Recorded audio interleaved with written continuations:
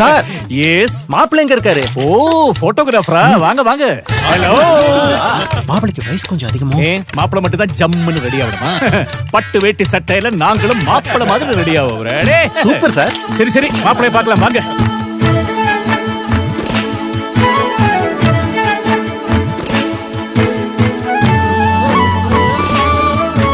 மொத்த குடும்பம் மாப்பிள்ளை மாதிரி ரெடி ஆகிற இந்த கல்யாணம் ராம்ராஜ் கல்யாணம்.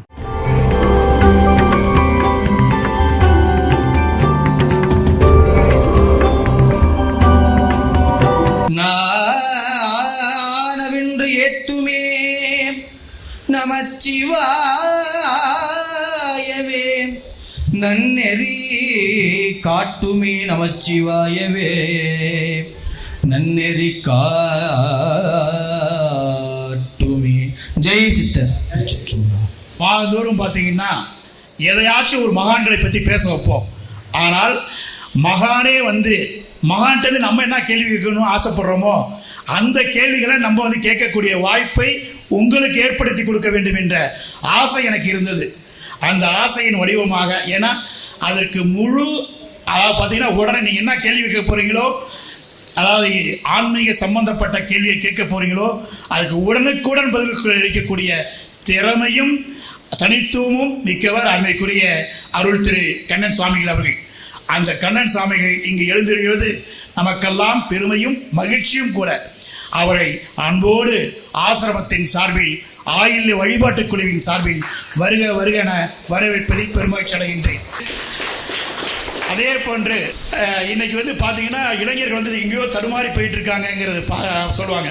ஆனால் இளைஞர்லாம் தடுமாறல, நாங்களாம் இருக்கோங்கிற நம்பிக்கையோடு, நம்பிக்கை நட்சத்திரமாக விளங்குகிறார் அருமைக்குரிய இங்கே உக்கடை தேவருடைய அப்பாவு மேல்நிலைப்பனுடைய பொறுப்பாளராக இருந்து வெங்கடாச்சல தேவர் பேர் பார்த்தீங்கன்னா வெங்கடாச்சலம் இன்றைக்கி பெருமாளே வந்திருக்கார்.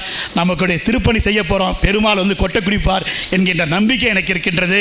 நிச்சயமாக அவர் வந்தது ஒரு மிகப்பெரிய மகிழ்ச்சியும் அன்பையும் தெரிவிக்கின்றது. அவரை பற்றி நிறைய சொல்லலாம், காலம் கருதி மீண்டும் ஒரு நல்ல வாய்ப்பு இருக்குது. அவரோடு நிறைய தொடர்புகள் வைத்துக்கொண்டு நல்ல இளைஞர் அவர். எனவே அவரை மீண்டும் ஒருமுறை வருக வருக என வரவேற்று உபயதாரர்களையும் ஆன்மீக பெருமக்களையும் எல்லோரையும் மனப்பூர்வமாக வருக வருக வருக என வரவேற்று விடைபெறுகின்றேன். நன்றி, வணக்கம். இது வரைக்கும் எத்தனையோ ஸ்கூல் ஃபங்க்ஷன்ஸ், காலேஜ் ஃபங்க்ஷன்ஸ், இந்த மாதிரியான பொது ஃபங்க்ஷன்ஸுக்கு நான் நிறைய போயிருக்கேன். ஆனால் முதல் முறையாக இந்த மாதிரியான ஒரு ஃபங்க்ஷன்ஸுக்கு என்னை வந்து முன்னிலை வைக்க அழைச்ச செழியன் அவர்களுக்கு என்னுடைய மனமார்ந்த நன்றி. நம்மளுடைய கண்ணன் அடிகள் அவங்களுடைய சொற்பொழிவு வந்து கேட்கணும் அப்படிங்கிறது வந்து, எங்கள் அம்மா வந்து நிறைய சொற்பொழிவு கேட்குறவங்க. முதல் முறையாக வந்து அவங்கள நேரில் சந்தித்து இந்த சொற்பொழிவை கேட்க போகிறோம், அவங்க கொடுக்கக்கூடிய அந்த பதில்களை வந்து தெரிஞ்சுக்க போகிறோங்கும்போது எனக்கு ரொம்ப ஆர்வமாக இருக்குது, சந்தோஷமாக இருக்குது. அதே வகையில் வந்து எனக்கு ஏற்பட்ட ஒரு சித்தர் அனுபவத்தை வந்து உங்கள்கிட்ட சொல்லிடுறேன். நான் திருவண்ணாமலைக்கு வந்து நான் ரெகுலராக அப்பா வந்து போவாங்க. திருவண்ணாமலையை சுற்றி நிறைய சித்தர்கள் இருக்காங்களே, அங்கே வந்து எதுவும் உங்களுக்கான அனுபவம் இருக்கா அப்படின்னு கேட்கும்போது அப்படி எனக்கு எதுவும் இருந்ததில்லை அப்படின்னாங்க. ஒரு 2-3 வருஷத்துக்கு முன்னாடி நான் ஒரு வாட்டி போயிருந்தேன். நான் அப்போ வந்து ஒரு சித்தர் வந்து ஒரு குகைக்குள்ளே, இருட்டாக இருந்துச்சு, ஒரு குகைக்குள்ளே உட்காந்துருந்தாங்க. அப்போ வந்து சுற்றி கிரிவலம் வந்துக்கிட்டு இருக்கும்போது அந்த சித்தர் வந்து என்னை பார்த்து கூப்பிட்டார். கூப்பிட்டுட்டு கையை இப்படி இது பண்ணி ஒரு ருத்ராட்சம் ஒன்று கொடுத்தாரு என்கிட்ட. அந்த ருத்ராட்சத்தை நான் கேட்டேன், அதை நான் வந்து செயின் மாதிரி செஞ்சு போட்டுக்கலாமா சாமி அப்படின்னு சும்மா எதர்ச்சியாக கேட்டேன். நான் முடிஞ்சால் போட்டுக்க அப்படின்னு சொல்லிட்டாங்க அவங்க. முடிஞ்சால் போட்டுங்க அப்படின்னு சொன்னால் அது என்ன அர்த்தம்னு எனக்கு அப்போ புரியலை. அப்போ வந்து அதை வந்து செயினாக செஞ்சு நான் போட்டுக்கிட்டேன் அந்த ருத்ராட்சத்தை. போட்டுக்கிட்டதுக்கு அப்புறமா நான் கொஞ்ச நாள் வந்து கொடைக்கானல் ஒரு டூர் மாதிரி போயிருந்தப்போ தூங்கும்போது கழுத்துலேருந்து அருந்து அந்த ருத்ராட்சம் தனியாக வந்துருச்சு. அது செயினை மட்டும் எடுத்து கோத்து போட்டுக்கிட்டு ருத்ராட்சத்தை வந்து ட்ராவில் வச்சுட்டு வந்துட்டேன் நான். அப்போது வந்து ட்ராவில் வச்சுட்டு அடுத்த நாள் கிளம்பும்போது அதை எதிர்ச்சியாக மறந்துட்டு வெளியில் வந்து ரிசப்ஷனில் அங்கே இருக்கிற ஒரு பையன்கிட்ட வந்து கிளம்பும்போது சும்மா நமக்கு ஹெல்ப் பண்ணது ஒரு முறைக்காண்டி ஒரு 100-200 பணம் கொடுப்பேன் நான். அப்படி வந்து கொடுக்கும்போது என்கிட்ட சில்லறை இல்லை அப்படின்னா ஒரு 500 பணத்தை கொடுத்துட்டேன் அவன்கிட்ட. அப்போ வந்து நான் கிளம்பி ஊருக்கு தஞ்சாவூர் வந்துட்டேன். வந்ததற்கு பின்னால் வந்து ஒரு 2 நாள் கழித்து ஒரு கொரியர் வருது எனக்கு. வரும்போது அந்த ருத்ராட்சம் திரும்ப எனக்கு வருது. அது பெரிய ஆச்சரியமாக இருந்துச்சு எனக்கு. அதை நான் யோசிச்சே பார்க்கல நான். அதுக்கப்புறம் அந்த இவருக்கு ஃபோன் பண்ணேன், நான் அந்த பையனுக்கு ஃபோன் பண்ணி கேட்கும்போது அவர் சொல்கிறாரு, நான் தான் சார் அனுப்பிச்சி விட்டேன் ருத்ராட்சத்தை அப்படின்னோடனே. எப்படி தம்பி நான் மறந்துட்டேனே அப்படின்னோடனே, இல்லை சார் நீங்கள் வந்து 100 200 சில்லறை கொடுப்பாங்க, ஆனால் நீங்கள் எனக்கு 500 கொடுத்தீங்க. நீங்கள் எனக்கு அவ்வளோலாம் டிப்ஸ் யாருமே கொடுத்தது கிடையாது இது வரைக்கும். இது பெரிய ஆச்சரியமாக இருந்துச்சு எனக்கு. அதனால் நான் போய் நீங்கள் ரூமை வந்து வெக்கேட் பண்ணிட்டு வந்ததுக்கப்புறம் நான் போய் க்ளீன் பண்ணும்போது அந்த ருத்ராட்சம் என் கண்ணில் பட்டுச்சு. அதை வந்து நான் உடனே ரிசப்ஷன் போய் செக்இன் பண்ணும்போது அட்ரஸ் போட்டிருப்போம், அந்த அட்ரஸுக்கு நான் வந்து கொரியர் பண்ணிட்டேன் சார் அப்படின்னு சொன்னார். அப்போ தான் எனக்கு தோணுச்சு, நம்ம வந்து ஒரு வேளை சில்லறை இல்லையே அப்படின்னு சொல்லிட்டு அந்த பணத்தை நம்ம கொடுக்காம வந்திருந்தோம் அப்படின்னு சொன்னால், என்ன இவர் நமக்கு இவ்வளோ இதுவும் செஞ்சுருக்கோம், பணமே கொடுக்கல. அந்த 500 ரூபாயை கொடுக்க வச்சதும் நமக்கு மேலே இருக்கிற ஏதோ ஒரு சக்தி தான் தெரிஞ்சுக்கிட்டேன் நான். அப்போ சித்தர் சொன்ன அந்த வார்த்தை வந்து முடிஞ்சால் போட்டுக்குங்க அப்படின்னு சொன்னதுன்னா, அதை வந்து ஒரு ருத்ராட்சங்கிறத ஒரு அணிகலனாக போடாதீங்க, அதை வந்து ஒரு கடவுளோட இதாக நினச்சி வச்சுங்க பத்திரமா அப்படின்னு சொன்னதாகவும் நான் அந்த இடத்துல புரிஞ்சுக்கிட்டேன். அதை பொதுவாகவே நான் வந்து இந்த மாதிரியான ஃபங்க்ஷன்ஸ் வந்து கூப்பிடும்போது வந்து சரி நமக்கு என்ன அங்கே வேலை, நமக்கு வந்து சொற்பொழிவு பேசுகிற அளவுக்குலாம் நமக்கு வந்து தகுதியும் கிடையாது, இதுவும் கிடையாது. அப்படிங்கிறப்ப நம்ம என்ன பண்ண முடியும் அப்படின்னு நினைக்கிறேன். ஆனால் செலியன் கூப்பிட்ட உடனே நான் வந்து எதுவுமே நான் மறுப்பே சொல்லலை, உடனே நான் ஃபங்க்ஷனுக்கு வரேன் அப்படின்னு சொல்லி ஒத்துக்கிட்டேன். இதையுமே வந்து எனக்கு அதாவது இன்றைக்கி நடந்த இந்த வயநாடு இன்சிடெண்ட்டாக இருக்கட்டும், எல்லாருமே சொல்கிறாங்க இது வந்து ஒரு நேச்சுரல் டிசாஸ்டர் அப்படின்னு சொல்லி. ஆனால் உண்மையாக சொல்ல போனால் இது வந்து ஒரு மேன்மேட் டிசாஸ்டர் தான். அது அங்கே இருக்கக்கூடிய மரம் இது எல்லாத்தையுமே அழித்து கட்டடமாக கட்டுறது, வீடு கட்டுறது, ரெசார்ட் கட்டுறது, இந்த மாதிரியான விஷயங்களை பண்ணி நம்ம தான் வந்து இயற்கைக்கு எதிராக போயிட்டுருக்குமே தவிர, இயற்கை நமக்கு மேலே ஒரு சக்தி இருக்குங்கிறத என்றைக்குமே நம்ம நம்பணும். அது ஒன்று கடவுள்னு நம்பணும், இல்லை இயற்கைன்னு நம்பணும், ஏதோ ஒன்று நம்பணும். நமக்கு மேலே ஒன்று இருக்குதுன்னு நம்பினா தான் நமக்குள்ளே வந்து ஒழுக்கம் வரும், நல்ல பழக்கம் வழக்கம் வரும். சின்ன குழந்தையாக இருப்போம், அப்போ வந்து நம்ம வந்து நம்ம அம்மா கண்காணிக்கிறாங்க, நம்ம அப்பா கண்காணிக்கிறாங்க அப்படின்னு நினைக்கும்போது நம்ம ஒரு பயந்து இருப்போம். நம்மளால் வந்து எதுவும் தப்பு செஞ்சோம்னா தெரிஞ்சிருமோ. ஸ்கூலுக்கு போகிறோம்னா நம்ம டீச்சர்ஸ் நம்மளை வாட்ச் பண்ணுவாங்க. வேலைக்கு போகிறோம் அப்படின்னு சொன்னால் நமக்கு மேலே இருக்கிற அதிகாரிகள், மேனேஜரோ யாரோ வாட்ச் பண்ணுறாங்க. அந்த வாட்சிங் வந்து ஒரு லெவலுக்கு மேலே போயிட்டோம், நம்ம நல்லா சம்பாதிக்க ஆரம்பிச்சிட்டோம், நம்மளை யார் வந்து கட்டுப்படுத்துறது அப்படிங்கிற நினப்பு என்றைக்குமே வரக்கூடாது. அதுக்கு தான் நமக்கு வந்து கடவுள் நம்பிக்கை வேணும். இப்போ நமக்கு ஒரு கஷ்டம் போய் வந்து நம்ம சொந்தக்காரங்கக்கிட்ட ஃப்ரெண்ட்ஸுக்கிட்டலாம் சொல்கிறோம் அப்படின்னு சொன்னால் அவங்கவுங்க ஒரு ஆலோசனை சொல்லுவாங்க, நமக்கு குழப்பி விடுவாங்க போட்டு. அந்த பிரச்சனை வந்து 10 மடங்கு இருந்தது 100 மடங்கு ஆக்கிடுவாங்க. இதே நம்ம கோயிலுக்கு போகிறோம், கடவுள்கிட்ட சொல்கிறோம், பதிலுக்கு அந்த கடவுள் வந்து நமக்கு எதுவும் பதில் சொல்கிறது கிடையாது. நம்ம மனசு விட்டு நம்மளோட பிரச்சனைகளை சொல்கிறோம் அப்படின்னு சொன்னால் நமக்கு ஒரு தெளிவு கிடைக்கும். தெளிவு கிடைக்கும்போது ஆட்டோமேட்டிக்காக நம்ம வந்து அந்த பிரச்சனையை நம்மளால் தான் உருவாடுச்சு, அந்த பிரச்சனைக்கான முடிவு என்னங்கிறதையும் நம்மளே வந்து கண்டுபிடிக்க ஆரம்பிச்சிருவோம். அதனால் வந்து இறை நம்பிக்கைங்கிறது வந்து ரொம்ப முக்கியம். அது இந்த மாதிரி ஒரு சிறப்பு வாய்ந்த ஒரு ஃபங்க்ஷனில் என்னை வந்து முன்னிலைப்படுத்தி கூப்பிட்ட செலியன் அவர்களுக்கு வந்து மீண்டும் நான் ஒரு முறை நன்றி சொல்லிக்கிறேன். நம்மளுடைய கண்ணழகிகள் அவர்களுடைய பேச்சை கேட்குறதுக்கு நீங்கள் எல்லாருமே ஆவலாக இருக்கீங்க. நன்றி. அடுத்ததாக நாம் எல்லாம் ரொம்ப ஆவலாக காத்துட்ருக்க ஆசிவக தமிழ் சித்தர் கண்ணன் அடிகளோட இன்று வந்து சொற்பொழிவிற்கு பதிலாக கேள்வி நேரமாக இது இன்று மாற்றம் செய்யப்பட்டுள்ளது. நமக்குள்ளே இருக்கிற தேடலில் என்ன இருக்குது அப்படிங்கிறத வந்து கண்ணன் சாமிகள்கிட்ட நீங்கள்லாம் கேட்கலாம். அதற்கான தருணம் இது. ஆன்மீகத்தில் நம்ம சித்தர்கள் எல்லாருமே நமக்கு வந்து நிறைய செய்திகளை சொல்லி கொண்டிருக்கிறார்கள். இறைவன் வந்து அருவமானவர் அப்படின்றது தான் நிறைய விளக்கங்கள் சித்தர்கள் மூலம் கிடைத்திருக்கு. ஆனால் நாம் வந்து அந்த அருவநிலையை பல்வேறு நிலைகளிலே வணங்கி கொண்டிருக்கிறோம். அது எதற்காக என்ன கேட்குறாருன்னா, சைவ சமயம் மிகவும் பழமையான ஒரு சைவ நெறி, சமய நெறி. சைவ சமயத்தை சார்ந்தவர்கள் இறைவனை மூவகை நிலையிலே வழிபடுவதை வழக்கமாக வைத்திருக்கின்றார்கள். ரூப, அரூப, ரூபாரூப. தமிழில், அது வடமொழியில், தமிழில் உருவநிலை, உருவநிலை, உருவமற்ற நிலை. அரூப நிலையில் தெய்வ வடிவங்கள் இல்லை, அதெல்லாம் வெறும் காட்சிகள் தான். 2 பேர் தமிழகத்தில் மிகச்சிறந்த அறிஞர்கள். ஒன்று ஆதி சங்கரர், மற்றொருவர் ராமானுஜர். ஆதி சங்கரர் பிரம்மம், அதாவது அந்த கடந்த நிலையிலே இருக்கக்கூடிய இறைவன் இருக்கிறானே, நிர்குணன் என்று சொன்னார். நிர் என்றால் இல்லை, குணமில்லாதவன், வடிவமில்லாதவன், குணமில்லாதவன் அப்படின்னு சொல்ல. அப்படின்னா என்ன அர்த்தம்னா, அப்ஸ்ட்ராக்ட் என்று ஆங்கிலத்தில் சொல்லுவோம்.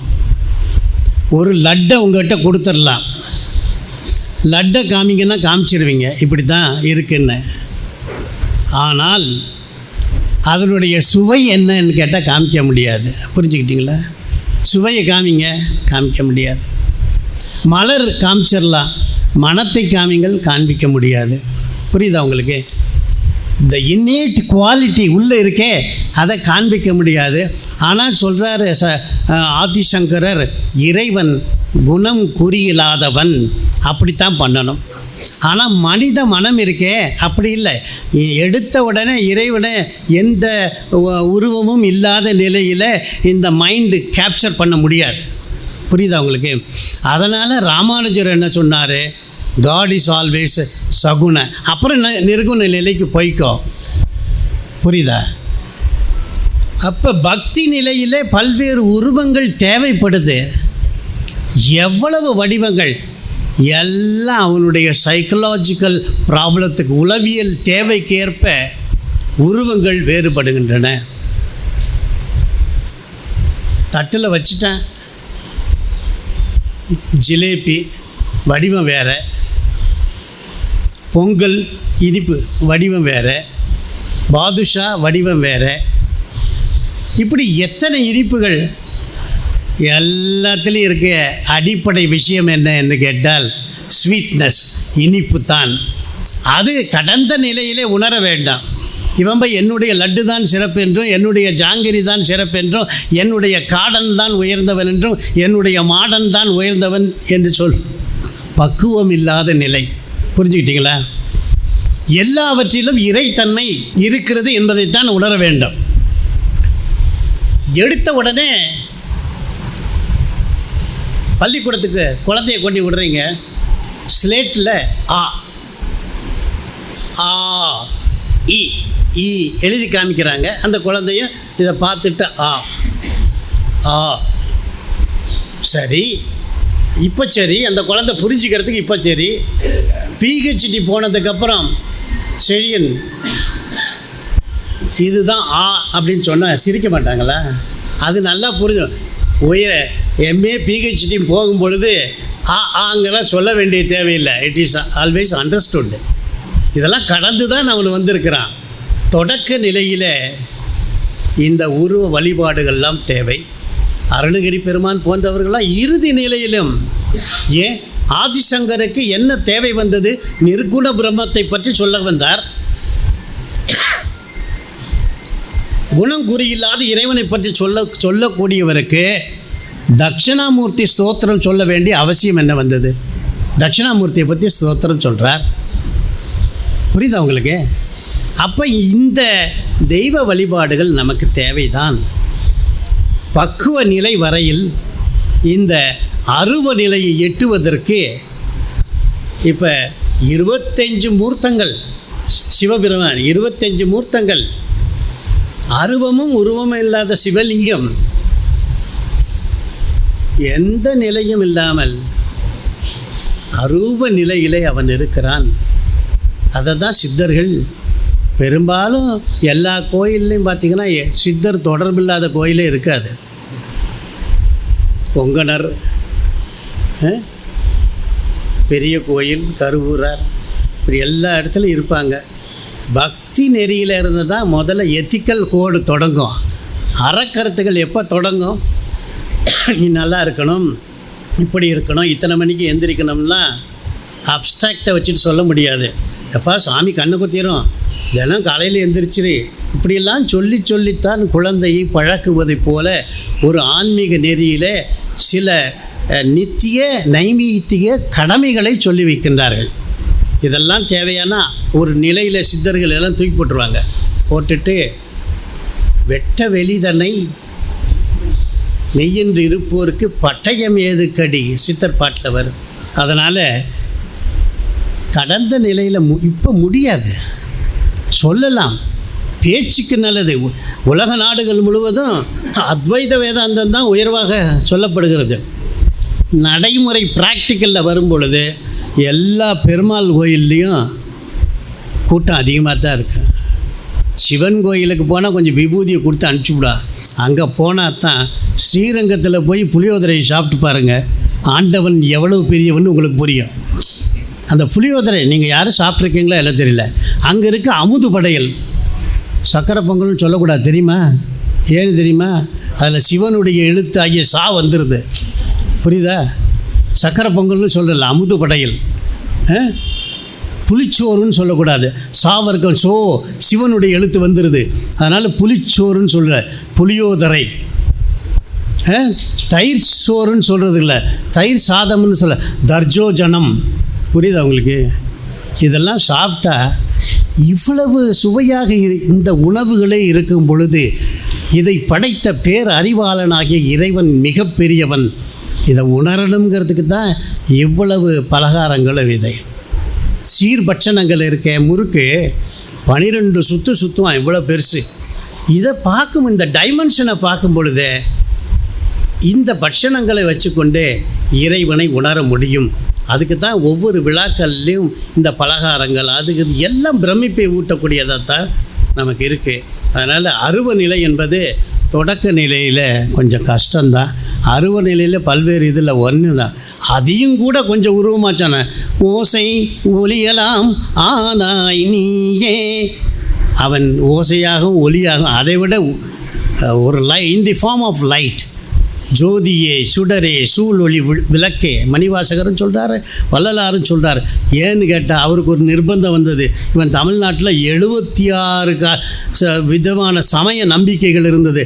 ஒன்றா இணைக்கணும்னா ஒரே வழி தான், ஜோதியை கும்பிட்றான்ட்டா. அது கூட உருவ நிலை தான், அது கூட ஒரு நீங்கள் சொல்கிற அரூப நிலை கிடையாது. அதனால் மனப்பக்குவத்து வர்ற வரைக்கும் இந்த வழிபாடுகள்லாம் தேவைதான். நான் ஏற்கனவே சொன்னேன், இந்த மரப்பாச்சி பொம்மையை அது கணவனாக நினைத்து கொண்டு இருக்கிற வரையில் ஒரு பிள்ளை விளையாட்டு. அது கடைசியில் கல்யாணம் ஆகும் போகும்போது இதுதான் என் கணவன் என்று கணவனிட சொல்ல போகிறது இல்லை. அந்த பக்குவம் வர வரைக்கும் அது தேவைதான். அடுத்த கேள்விக்கு நீங்கள் வரலாம். எண்ணம் போல் வாழ்வு, நீ என்ன நினைக்கிறியோ அதுவாக மாறுவாய் அப்படின்னு சொல்கிறாங்க. அது ஒரு இது. ஆனால் கர்மாப்படி தான் நமக்கு எல்லாமே நடக்கும். எல்லாமே இன்றைக்கி நீ வாழ்கிறது எல்லாமே உன்னுடைய கர்மாப்படி தான் அப்படின்னு சொல்கிறாங்க. ஊழ்வினை உறுத்து வந்து ஊட்டும் அப்படின்னு சிலப்பதிகாரத்தில் சொல்லியிருக்காங்க. ஆனால் நீ உள்ளுவதெல்லாம் உயர்வுள்ளல், நீங்கள் நல்லா எண்ணினீங்கன்னா நீங்கள் நல்லா இருப்பீங்கன்னு சொல்கிறாங்க.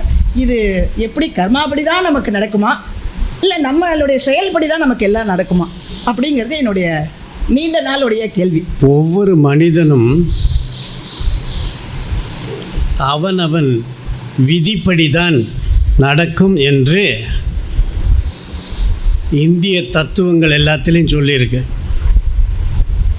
த லா ஆஃப் கர்மா, வினை கோட்பாடு, எல்லா தத்துவங்களும் சொல்லுது. நியாய வைசேஷிக சாங்கிய யோக மீமாம்ச வேதாந்த, அங்கே அந்த பக்கம் போயிடுறான். சில பேர் நம்புகிறான், நம்பாமல் இருக்கான். சார்வாக புத்திசம் ஜைனிசம், பெரும்பாலான இந்திய தத்துவ கோட்பாடுகள் வினை கோட்பாட்டை, கடவுளை ஒத்துக்கிறானா இல்லையா, வினை கோட்பாட்டை ஒத்துக்கிறான். மேல்நாட்டிலையும் இது இருக்குது. இப்போது ஒருத்தன் 1 ஏக்கர் நிலம் வச்சுருந்தான், புரியுதா? 1 ஏக்கர் நிலம், அதில் கால்வாசியில் கீரை விதையை தெளித்து விட்டுட்டான், கால்வாசியில் ஒரு கத்திரி நாற்றை நட்டு வச்சான், ஒரு கால்வாசியில் தென்னம்பிள்ளையை போட்டுட்டான், இன்னொரு கால்வாசியில் பனைமரம். சித்தாந்த கட்டளையில் சொல்கிறேன். அது ஒரு 15 நாள் ஆச்சு, கீரை தலை வளர்ந்துருச்சு. உடனே கீரையை அறுத்து சமைச்சு சாப்பிட்டுக்கிட்டான். 2 மாதத்தில் கத்திரிக்காய் காய்ச்சது, கத்திரிக்காய் பறித்து பிஞ்சாக இருக்குன்னு சாப்பிட்டுக்கிட்டான். 3லேருந்து ஒரு 6 வருஷத்துக்குள்ளே இளநீ வந்தது, குடிச்சிக்கிட்டான். தென்னை வர்றதுக்குள்ளே இவன் கதை முடிஞ்சது, இவன் போயிட்டான், அனுபவிக்க முடியல. இதை அப்படியே வினைக்கு சொல்கிறான். முற்பகல் செய்யின் பிற்பகல் விளையும். சில செயல்களை நீ செய்யும் பொழுது, புரியுதா, அதனுடைய பலன் 10 நாளில் கூட தெரிஞ்சு போயிடும். சில செயல்கள் 2-3 மாதம் கூட அதனுடைய நல்லா சொல்கிறேன்ல, என்ன பாவித்தனம் பண்ணுறான், அட்டூழியம் பண்ணுறான், அவெல்லாம் நல்லா இருக்கான். ஏன்பா இவன் தர்மமே பண்ணுறான், கஷ்டப்படுறான்னு சொல்கிறான். சில இது 7 வருஷம் கூட ஆகுது. சில வினைகளை நீ அனுபவிக்க முடியாது, பிறவி முடிஞ்சு போயிடும், அடுத்த பிறவிக்கு தொடருங்கிறான். அதற்கு பேர் சஞ்சிதம் என்று பெயர். இந்த வினைகள் எப்படி உருவாகின்றன என்பதை உளவியல் படி சொல்கிறான். எண்ணம், சொல், செயல். நம்ம மனசுக்குள்ளே உள்ளத்தில் எண்ணங்கள் உருவாகின்றன. இந்த எண்ணம் அப்படியே சொல்லாக வெளிப்படுகிறது, சொல்லானது செயலாக வெளிப்படுகிறது. நல்ல எண்ணம், நல்ல சொல், நல்ல செயல். கெட்ட எண்ணம், கெட்ட சொல், கெட்ட செயல். கெட்ட செயலுடைய முடிவு பாவம், நல்ல செயலுடைய முடிவு புண்ணியம். இப்படியெல்லாம் சமயத்தில் படித்து வச்சிருக்கிறாங்க. You cannot change your grey hair into white and white hair into grey. Bible. நீ உன்னுடைய முடியை கருப்பை வெளுப்பாகவோ வெளுப்பை கருப்பாக மாற்ற முடியாது. எவ்ரிதிங் இஸ் ப்ரீடெஸ்டைன்டுங்கிறான், ஏற்கனவே தீர்மானிக்கப்பட்டு விட்டது. அதுதான் இந்த அம்மா சொல்கிறாங்க, அரசியல் பிழைத்தோர்க்கு அறம் கூற்றாவதும் ஊழ்வினை உறுத்து வந்து ஊட்டும். பாரசீக கவிஞன் ஒரு நூல் எழுதியிருக்கிறான், த மூவிங் ஃபிங்கர்ஸ். அந்த மூவிங் ஃபிங்கர்ஸில் என்ன சொல்கிறான், அந்த கையானது உன்னுடைய தலையிலே எழுதுகிறது. இந்த மூவிங் ஃபிங்கர்ஸ் உங்கள் தலையில் எழுதிட்டு it goes to another head, அடுத்தவன் தலைக்கு போய் எழுதிடுது. அடுத்தவன் தலைக்கு இட் கேனாட் பி எரேஸ்டு, இதை மாற்றவே முடியாது. புரியுதா? அப்படி எழுதுதான், மாற்ற அதன்படி தான் நடக்கும். சரி, பிரம்மா எழுதிட்டாரு. அவன் சுடுகாட்டுக்கு போனால் ஒரு மண்டை ஓட்டை எடுத்து காமிப்பா, பற்றியா எழுத்து இருக்குன்னு மண்டை ஓட்டை காமிப்பான், எழுத்து இருக்குன்னு. அதை ஸ்டிச் மாதிரி இருக்குல்ல ஜாயிண்ட்டு, அதை எழுத்துன்னு நினச்சி பிரம்மா எழுதின எழுத்துன்னு. உலகம் முழுவதும் அவங்க கேட்டாங்க, ஊழ்வினை பயிற்சி தான் நடக்கும் என்று கேட்டார்கள். உலகத்தில் இருக்கக்கூடிய தத்துவம் முழுவதும் அதைத்தான் சொல்லுது. ஆனால் சித்தர்கள் மட்டும்தான் என்ன சொல்லுகிறார்கள் என்று சொன்னால், even we can change your DNA and RNA structure. நல்லா புரிஞ்சுக்கோ. முன்னை வினையின் முடிச்சை அவிழ்ப்பர், திருமூலர் 11 சித்தர்களில் திருமூலர். முன்னை வினையின் முடிச்சை அவிழ்ப்பர், பின்னை வினையை பிடித்து பிசைவர். முன்னை வினைனா ஏற்கனவே நீ சஞ்சிதம்னு வச்சுருக்கிய, அவ்வளவு நெல் மூட்டை மாதிரி அவ்வளவு இருக்கே, அவிச்சிட்டா ஒன்றும் முளைக்காது, அது அப்படியே தான் இருக்கும். உன்னுடைய வினைகளை சித்தர்கள் இப்படி பார்த்துட்டாங்கன்னா முளைக்கும் தன்மை போயிடும். இட் பிகம்ஸ் இம்பார்ட்டன்ட், பொட்டன்சி இருக்காது. அப்படியே இருக்க வினைகள் எப்படி இருக்கும், பயன் அது எந்த பலனும் தராது.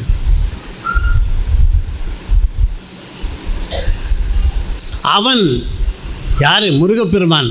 அவன் கால்பட்டு, அவனுடைய கால்பட்டு அழிந்தது. இங்கு என் தலைமேல் அயன்னா பிரம்மா. புரியுதா? அவன் கால்பட்டு அழிந்தது, இங்கு என் தலைமேல் அயன் கையெழுத்தே. பிரம்மா எழுதின எழுத்து முருகப்பெருமானை நினச்சேன், அவன் காலை வச்சான், வினை போயிட்டுதுங்கிறான். அப்போ உலகத்தில் இருக்கக்கூடிய தத்துவம்லாம் சொல்லுது உன் விதிப்படி தான் நடக்கும்னு. சித்தர்கள் தான் சொல்கிறாங்க, உன் விதியை மாற்றலாம், உன் விதியை மாற்ற முடியும். புரியுதா? அப்படி நிறைய நிகழ்வுகள் இருக்கு.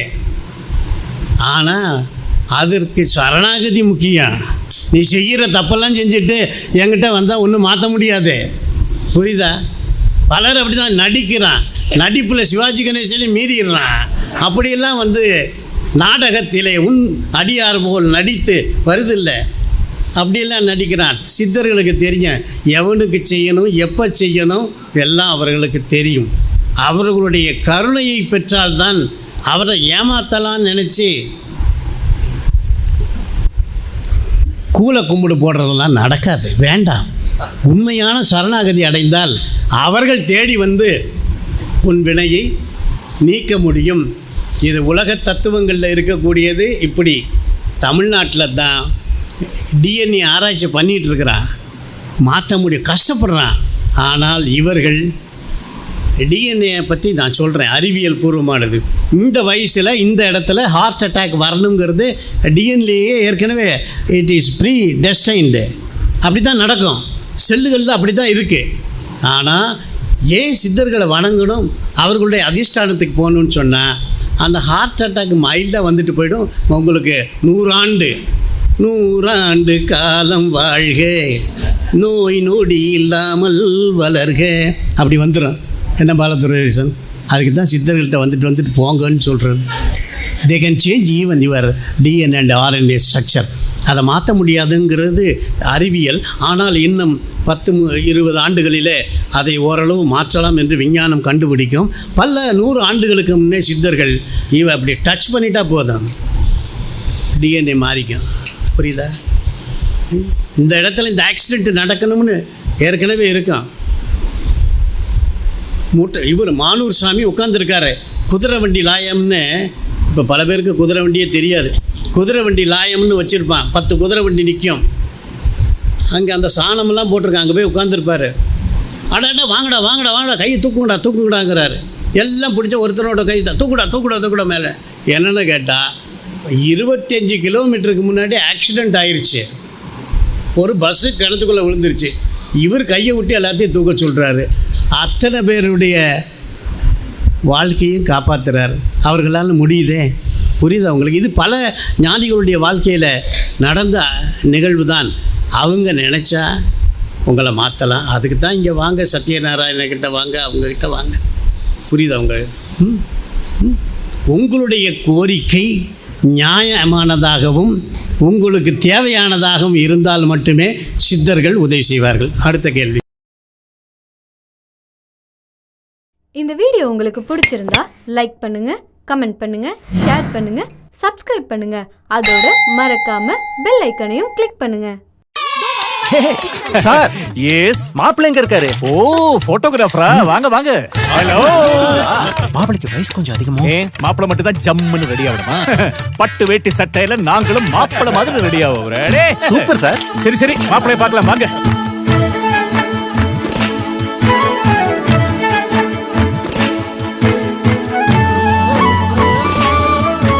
மொத்த குடும்பம் மாப்பிள்ளை மாதிரி ரெடி ஆகிற இந்த கல்யாணம் ராம்ராஜ் கல்யாணம்.